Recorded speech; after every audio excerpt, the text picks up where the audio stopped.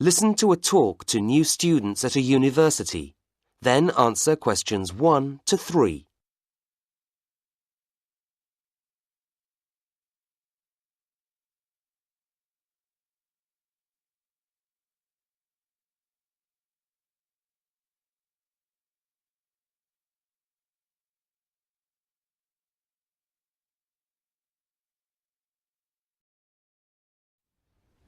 Hi! It's good to see you all here today. And what a pity the weather is so bad for your first day at university. It could at least have stayed sunny today. Now, my name is Pat Baker. I work for Student Services and I'm going to tell you all about our mentoring scheme for new students. We've had it in place for a few years now, and people starting at university for the first time in general find it a very positive experience at these meetings. What happens is this. Each of you, if you want to, that is, will be assigned a mentor. That is, someone who's been studying here for a year or two and who can show you the ropes. In other words, show you how things work, give you advice if you need it, and just generally be a friendly contact for you in the university. Of course, you'll have your tutors and lecturers who will also help you with academic problems, but this is someone more your own age who has been through the same experience quite recently. What the mentor does is have a group of usually 2 or 3 students, and he or she organises meetings, preferably about once every 2 weeks. We generally find that more than that's just too often, where you chat about your problems, university life, or just about things in general, and your mentor will give you the benefit of his or her experience. If you're joining this scheme, you'll be meeting your mentor today, just after lunch. If you haven't signed up, by the way, it's not too late. Come and see me after the talk. Don't be frightened about this first meeting. It's going to be quite short, so you won't have time to tell your mentor all your difficulties. You'll just get to know each other a little bit and, most importantly, fix a time and a place for your next meeting, which you can have when you're feeling more relaxed and not so overwhelmed by the newness of it all.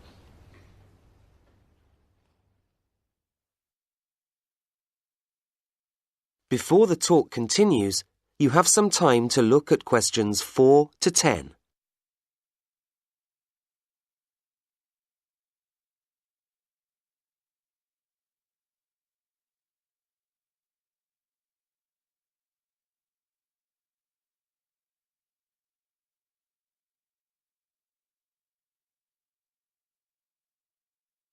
Now listen to the second part of the talk and answer questions 4 to 10. Mentors, as I've said, have been through the same experience as you quite recently, so they can understand your problems. They'll be able to tell you about academic systems, which are so different at university from what you were used to at school. Also, because at university you are much more independent and you have to spend so much time studying on your own, they can suggest techniques for studying which will help you to keep up to date with your work. This university is an enormous place, so another thing which they'll be able to help with is university facilities. You know, anything from sports halls to libraries to medical services, and they can probably help you get involved in all sorts of social activities too. Parties, clubs, sports, whatever. So, as you can see, this is a pretty useful scheme, but it does rely on people keeping in touch.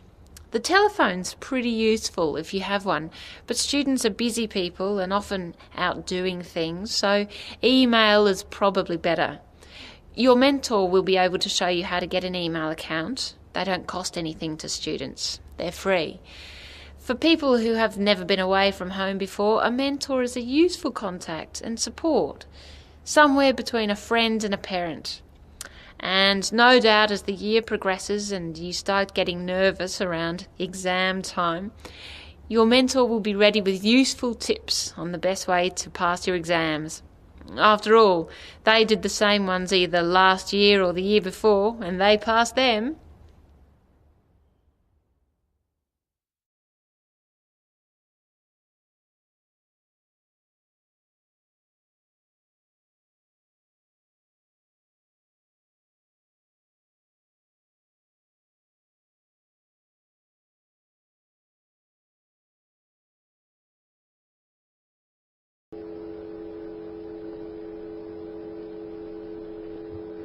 Now turn to Section 2. Section 2. You will hear the Master of a University Hall of Residence giving a short introductory talk to new students at the University Hall of Residence. First, you have some time to look at questions 11 to 15.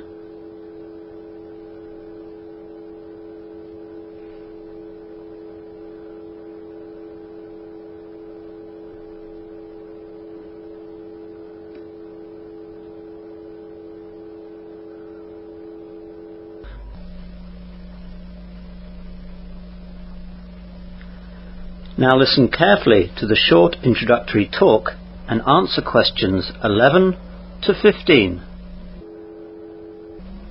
Good evening, ladies and gentlemen, and welcome to Chelston Hall of Residence. My name is Dr. Frank Jones, and I am the Master of Chelston Hall. As you all know, you are all attending Wesley University to study different courses, and Chelston Hall of Residence will be your home for the first year of your studies. You are all first-year students, as Chelston offers accommodation only to first-year students at the university. In this short talk, I'm going to go through some of the things you ought to know about life in the hall. I will also go through some rules so that we can all live together in a satisfactory way for the whole year. First of all, I would like to go through the eating arrangements. Chelston Hall offers full board accommodation, so there will be breakfast and dinner every day, with lunch also available at weekends. You are not obliged to go to the meals, but they will be there if you wish to take advantage of them. In fact, it would be a waste of money not to, as you are paying for the food in your hall fees. The times of the meals are as follows. Breakfast is served from 7 a.m. to 8:30 a.m. every day, though these times are an hour later at weekends. Dinner is served at 6:30 p.m. to 7:45 p.m. 7 days a week. On Saturday and Sunday, lunch is served at 12:30 p.m. to 1:45 p.m. If you are late, then you will not get any food. Once the hatches are closed in the dining hall, they stay closed. The dining hall is cafeteria-style service, and there is always a selection of food for vegetarians. If there are a lot of people at the dining hall, then please queue up in an orderly manner and wait your turn. Please do not push into the queue. At the end of your meal, please take your tray over to the side tables and put your dirty plates and utensils in the appropriate places. We do have kitchen staff, but they are not your servants, and we expect you to take your own dishes and cutlery off the table. Rudeness and incivility to the staff will also not be tolerated. Each evening after dinner there will be coffee and tea available in the common room until 9:30. Again, please do not leave cups lying around, but put the dirty ones back on the trays provided. The coffee service will be discontinued if the common room becomes an untidy tip. Other facilities that we have here on site are a TV room and a self-service laundry. The TV room has one set which can receive the regular channels but no satellite channels. The laundry room has 8 washing machines and 8 dryers. These are all coin operated. You will need £1 in 2 50p pieces for one wash.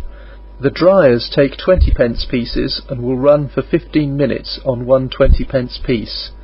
We recommend that you buy a box of washing detergent at the local supermarket, but you can buy individual packets of washing powder from a vending machine, provided it has not run out. One individual box from the machine is good for one wash. You now have some time to look at questions 16 to 20.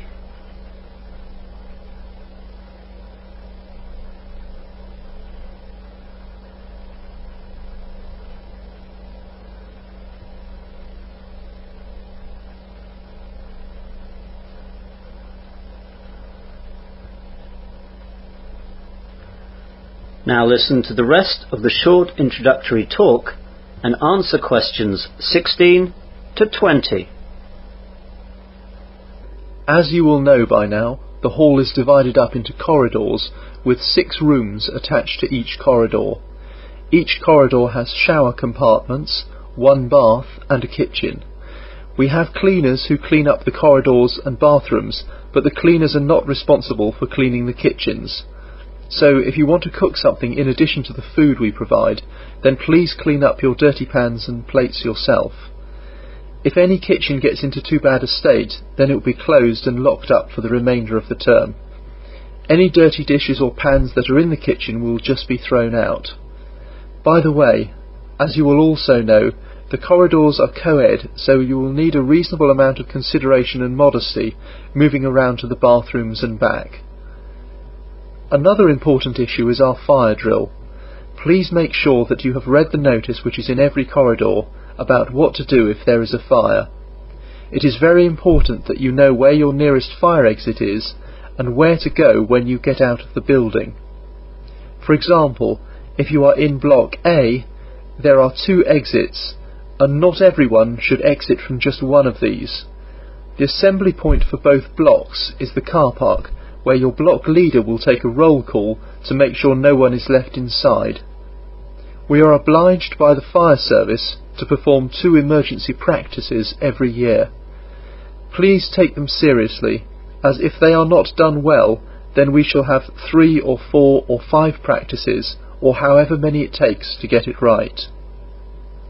Finally, we have the issue of noise. For a lot of you, this will be the first time not living at home with your family, and you will have access to lots of friends your own age and alcohol. I must urge you at all times to try and behave with consideration to your fellow hall tenants at all times. Don't play your music too loudly or make too much noise at any time, and especially at night. People around you all the time will be trying to work, sleep, or just relax. Have fun, but think of others. We take quite a strict attitude to those who end up annoying everyone else. If you are found to be disturbing others in the hall to an unreasonable amount, you will be warned, and if the problem persists, you will be asked to leave. You will not receive any refund of the funds you have paid. I hope that I have not unduly worried anyone. That is the end of section 2. You will now have half a minute to check your answers.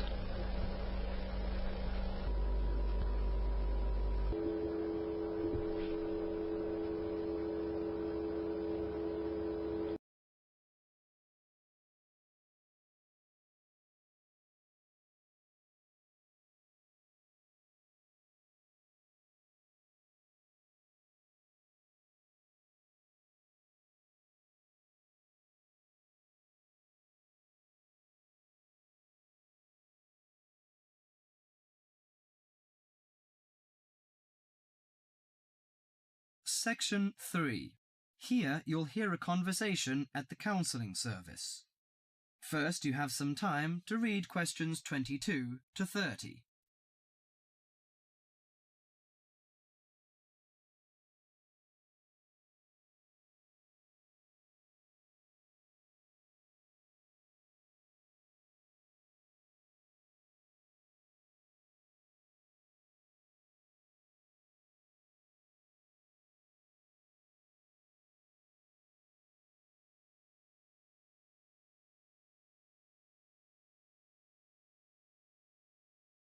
Now listen to the conversation and answer questions 22 to 30.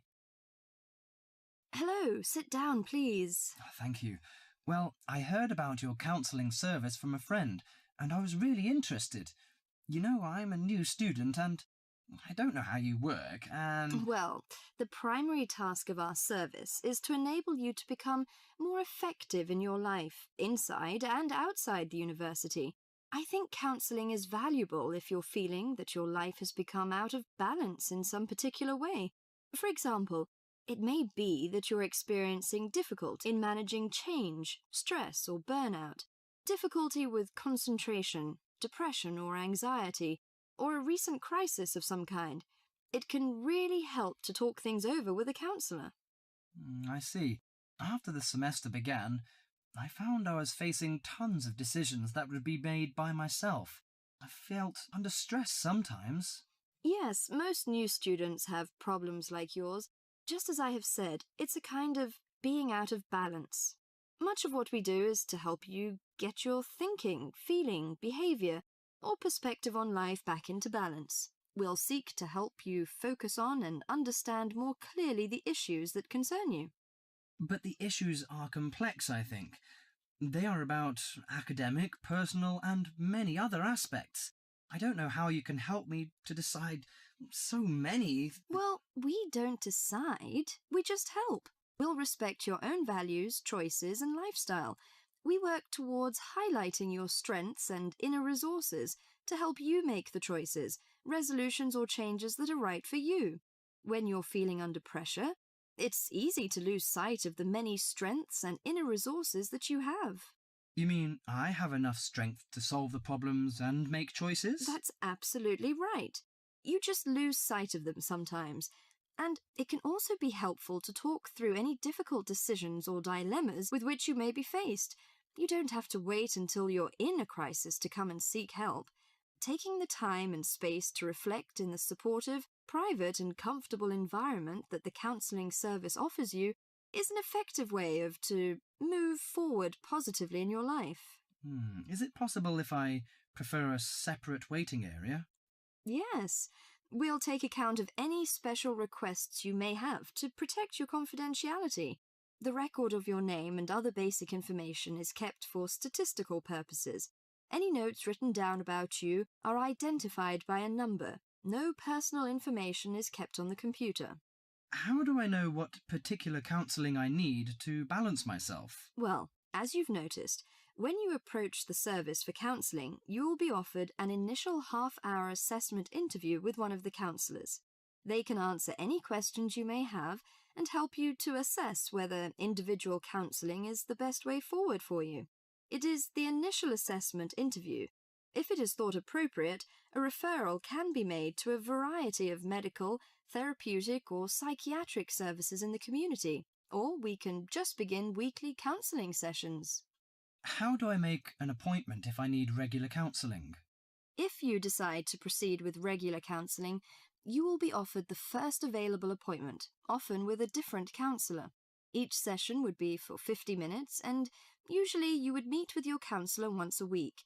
The average number of sessions that we see people is 5, but that can be extended. You can decide on your preferred time, early morning or late afternoon. It sounds pretty useful. I hope I can adapt to the new life with your help. You certainly will. Actually, going away to university is a time of transition and personal development. Evidence suggests that the vast majority of students who have been for counselling do find it a valuable experience. That is the end of section 3.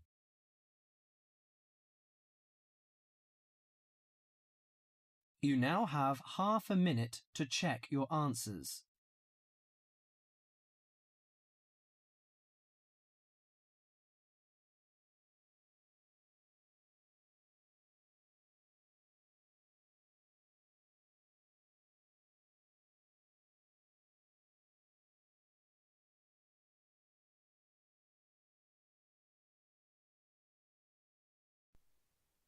You will hear a student presenting his findings on a university research project. First, you have some time to look at questions 31 to 40.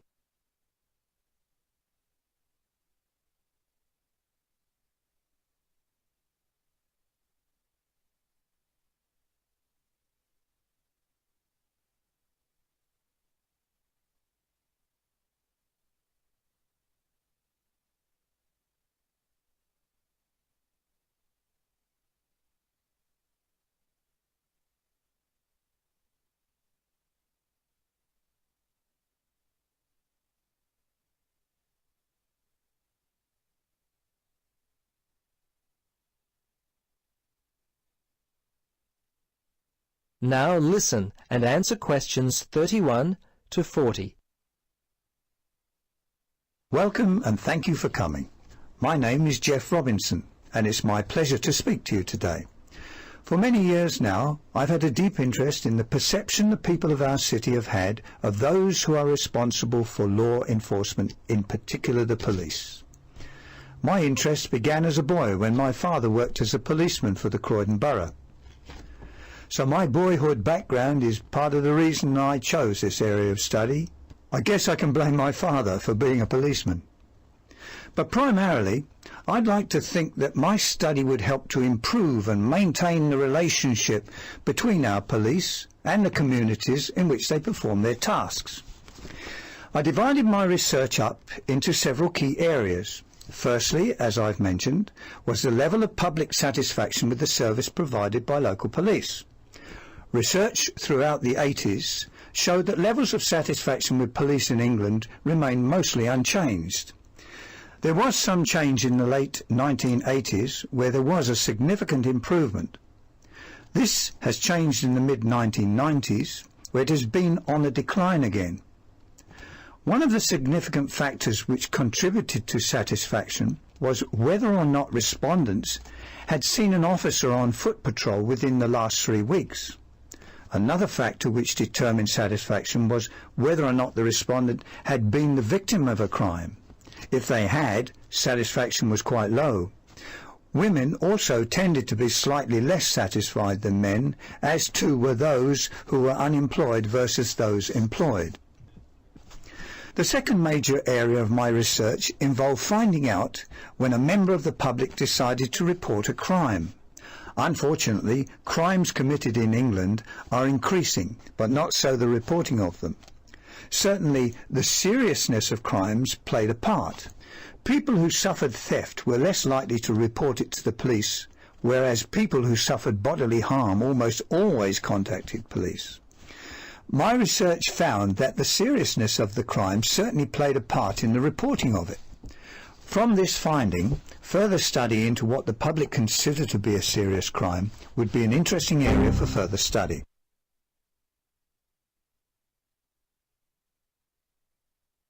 The third area of inquiry concerned how well police handled a reported crime from the point of view of the victim.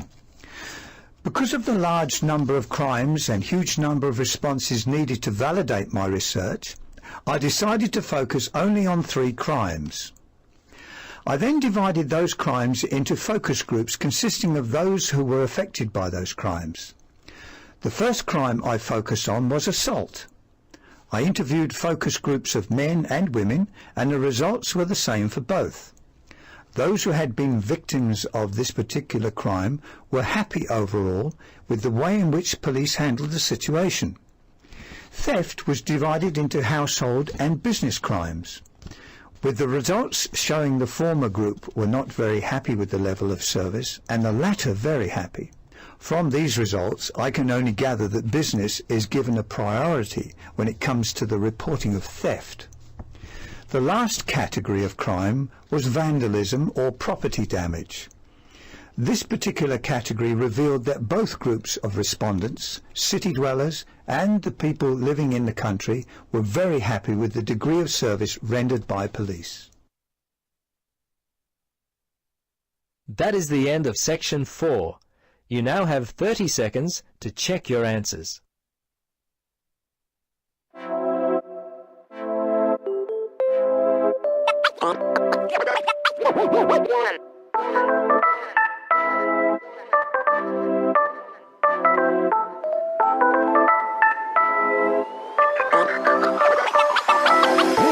Ooh.